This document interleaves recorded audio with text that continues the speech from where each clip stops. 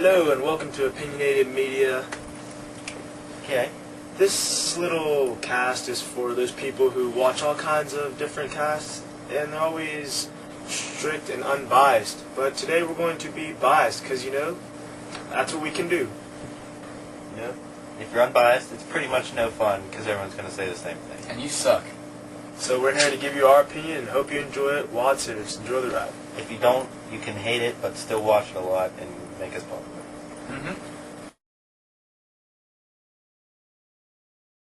So our first topic on Opinionated Media is the little feud between the Guitar Hero series and Rock Band.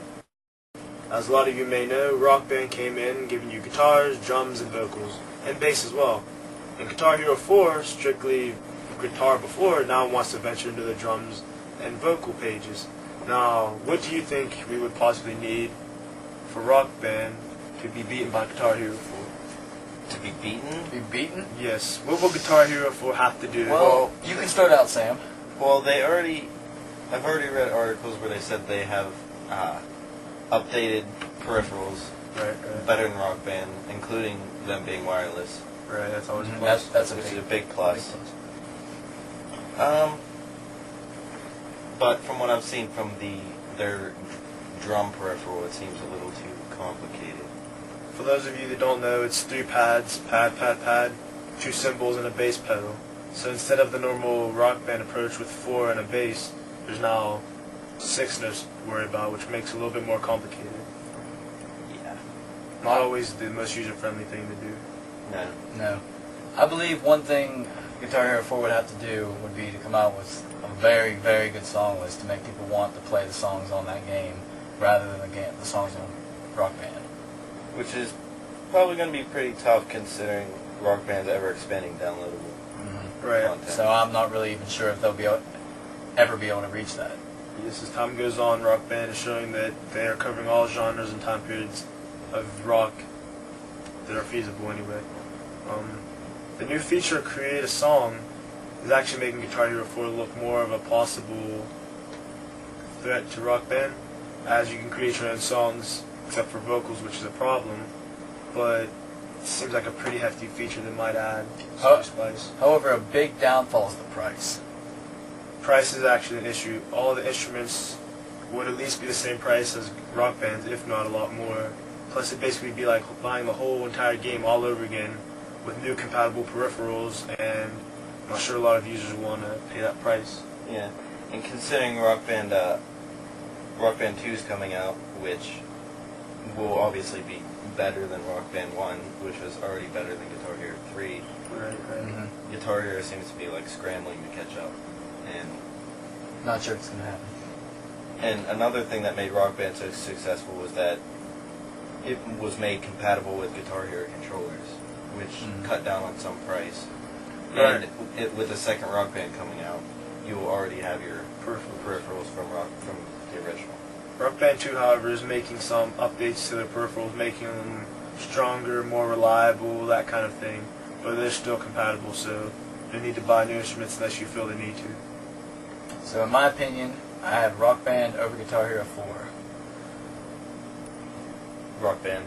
I have to say Rock Band, even the older Rock Band, will be beating Guitar Hero 4, so they'll have to step up, show some new features and some price drops, or else they're not going to do so well.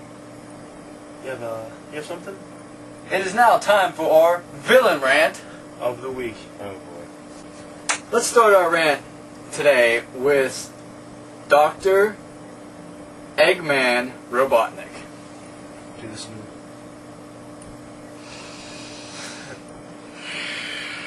What is it so much about Eggman Robotnik that bothers you? A lot of things. For one, what fat, bald, red-headed bastard would want to take over the world using... He just turns little woodland animals into robots. I mean, instead of doing that, why not just take that technology and build like a giant laser and shoot the world? And why can't he beat this hedgehog?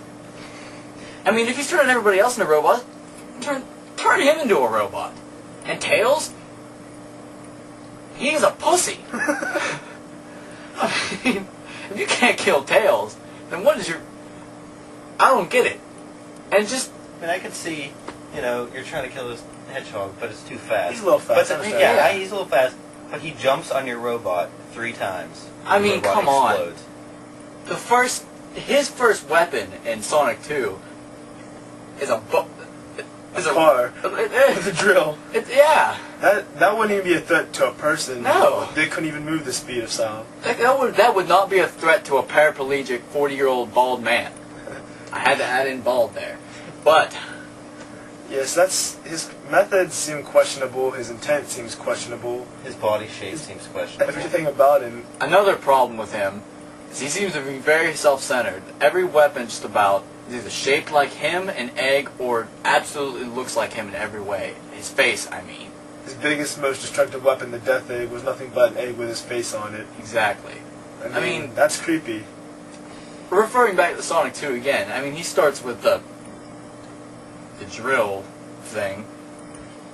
Why didn't he just throw Metal Sonic in there at the beginning? Yes, that seems like it'd be a good idea.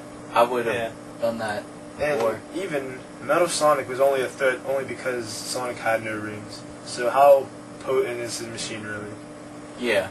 Gotta make you wonder, why doesn't he just go places where there aren't any rings to begin with? Make his job a lot easier. I don't know. No, not very sure either. I mean, I'm not getting at the game. Great game. Excellent and game. I understand it has to be easy at the beginning, but Robotnik himself is a fat, lazy, no good, animal converting into robot and son of a bitch. It's pretty much how to wrap that up. And I end my rant on that. Okay. Now I believe it's time for movie reviews. Movie reviews. Yay. Alright, any new movies you've seen lately? Well, I saw The Strangers. I thought it was a very good movie, especially on the horror standpoint. Because most horror movies these days, they just try to gross you out with all the blood, gore, and guts. Right. Strangers, on the other hand, Did not do that. no, it just tries to creep you out with realistic things. Like, the plot line of Strangers, I believe that's very realistic. That could happen. That's something that could It happen. definitely happen. Yes, I agree. Because, like, where they came from with it, instead of just showing a bunch of blood and guts. Yeah, and instead of wasting time with a stupid backstory of a killer or whatever, it's just, 3 people that that randomly show up, and they're scary.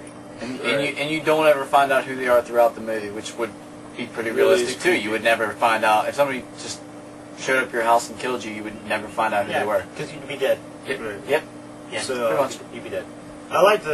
I didn't like the characters so much. The characters that got killed didn't seem like the smartest people. I mean, I understand if you're terrified, you don't act the smartest, but there's a lot of things they could have done. They could have left. They were stalked, but they could have tried hard. It didn't seem like they cared that much. Not to spoil the movie. Pretty much, there were flaws, but I think most of the flaws were just there just because they try to make it as creepy as possible. Mm-hmm. For example, there's a scene where one of the killers has their hand on the main character's shoulder. He gets scared, turns around and look, the person's gone. Doesn't make a lot of sense to me, kind of bothered me, reminded me that I was still in a movie, took me out of the setting. It was very scary though, can't say that it wasn't, but try to keep with the realism. I don't know, kind of shook me out a little bit. Yeah. Great movie overall. Overall, I recommend you see it. Yes. I'll probably buy it or rent it on DVD to see it. Sounds like the end of our episode today. Yeah. If you have any feedback, comments are nice.